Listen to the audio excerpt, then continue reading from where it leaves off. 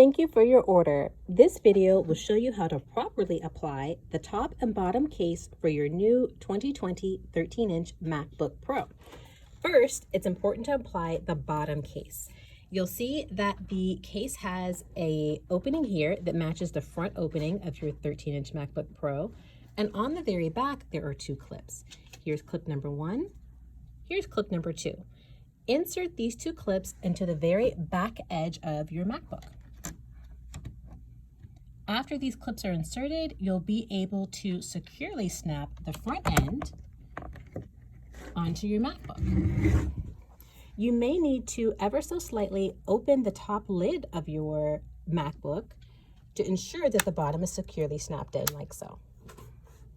After the bottom is snapped on to your MacBook, you can then apply the top of your case. This is the proper way to ensure a secure form fit for your new Chic Geeks case.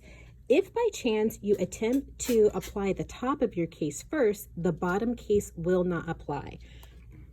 Installing the bottom of your case first installing the bottom of your case first and then installing the top piece will ensure that you get a perfect fit all the way around.